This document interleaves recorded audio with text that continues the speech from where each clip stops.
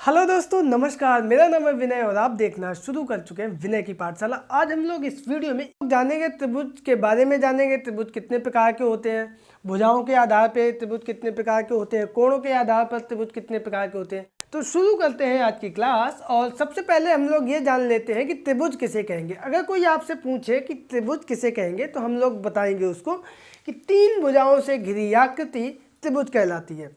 ठीक है, तीन भुजाएं, एक भुजा, दूसरी भुजा और तीसरी भुजा, तीन भुजाओं से घिरी जो आकृति होगी वो हमारी त्रिभुज कहलाएगी। ठीक है, अब बात आती है त्रिभुज के प्रकार। त्रिभुज कितने प्रकार के होते हैं? तो त्रिभुज बेसिकली तीन प्रकार के होते हैं। भुजाओं के आधार पर भी तीन प्रकार से हम लोग वर्णन कर सकते हैं और कोणों के आधार पर भी हम इसको तीन प्रकार से ही वर्गीकृत कर सकते हैं। हमने बोर्ड पे पहले से ही लिख लिया है, आपको सिर्फ बताना है। अगर आप लोग इनको लिखना चाहें तो स्क्रीनशॉट लेके आप लोग लिख भी सकते हैं। पूरी परिभाषा हमने लिख दी है और उदाहरण सहित हमने चित्र बना के बहुत अच्छे से लिख दिया है। ठीक है, तो भुजाओं के आधार पे हम लोग देख लेते हैं। तो भुजाओं के आधार पे त्रिभुज तीन प्रकार के होते हैं। पहला है समबाहु त्रिभुज, दूसरा है समद्विबाहु त्रिभुज और तीसरा है विषमबाहु त्रिभुज। तो समबाहु त्रिभुज नाम से ही स्पष्ट है, सम यानी समान, बाहु यानी भुजाएं, समान भुजाएं। वह त्रिभुज जिसकी सभी भुजाएं बराबर होती हैं समबाहु त्रिभुज कहलाता है। जैसे यहाँ पे देखो, ये त्रिभुज जो बना हुआ है, तीनों भुजाएं कितने सेंटीमीटर की हैं? 4 सेंटीमीटर की हैं। तो ये मेरा समबाहु त्रिभुज हो गया। आगे बात करते हैं समद्विबाहु त्रिभुज।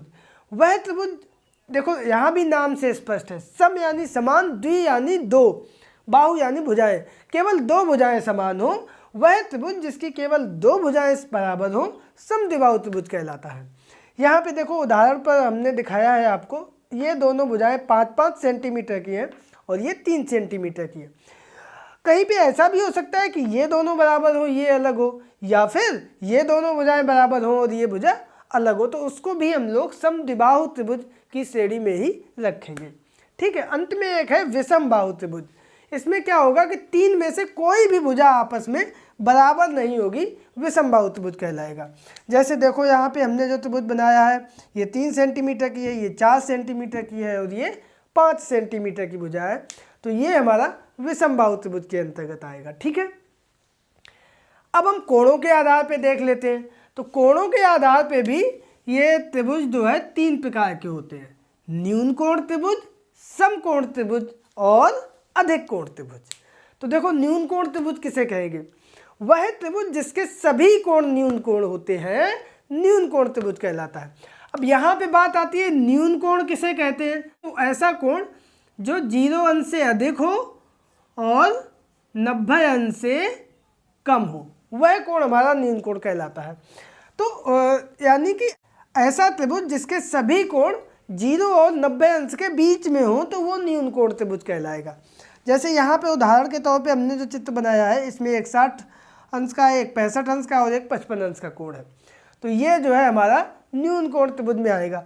और एक चीज़, अगर हम तीनों कोणों को जोड़ेंगे तो तीनों कोणों के योग कितना आएगा? आगे आप लोग पढ़ेंगे भी, इसमें 180 अंश आएगा। तीनों कोणों को अगर हम जोड़ेंगे तो वो योग सदैव 180 अंश आता है। नंबर 2 पे है समकोण त्रिभुज। तो समकोण त्रिभुज में सबसे पहले ये जान लो, समकोण किसे कहते हैं? तो 90 अंश के कोण को हम लोग समकोण कहते हैं। 90 अंश यानी बिल्कुल सीधा, अगर एक लाइन ये है तो दूसरी बिल्कुल खड़ी लाइन, तो उस स्थिति में 90 अंश का कोण बनता है। तो वह त्रिभुज जिसका एक कोण 90 अंश का हो, तीनों कोण 90 अंश के हो ही नहीं सकते, है ना। तो एक कोण 90 अंश का हो तो वह त्रिभुज जो है हमारा समकोण त्रिभुज कहलाता है। परिभाषा इसकी इसी प्रकार से बता देंगे, वह त्रिभुज जिसका एक कोण समकोण हो समकोण त्रिभुज कहलाता है। और उदाहरण में आप देखेंगे कि ये कोण है समकोण है, ये कोण कुछ भी हो सकते हैं, क्योंकि तीनों कोणों का योगफल 180 अंश होता है। अंत में जो त्रिभुज है वो है हमारा अधिक कोण त्रिभुज। तो यहाँ पे भी हम लोग देख लेते हैं कि अधिक कोण किसे कहेंगे।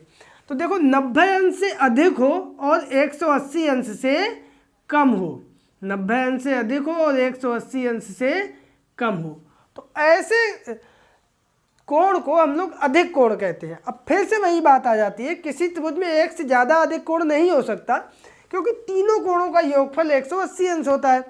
तो एक कोण अधिक कोण होगा। चित्र में आप देख रहे होंगे, ये कोण 120 अंश का है और ये कोण जाहिर सी बात है 90 अंश से कम ही होंगे, जो भी होंगे।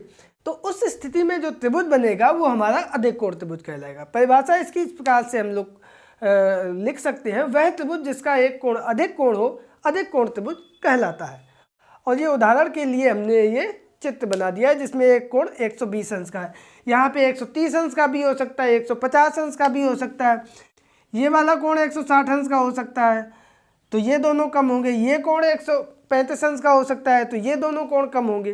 ठीक है, एक कोण कुल मिला के अधिक कोण होगा तो वो हमारा अधिक कोण त्रिभुज कहलाएगा। ठीक है, तो ये थे त्रिभुज के प्रकार। आई होप कि आप लोग समझ गए होंगे।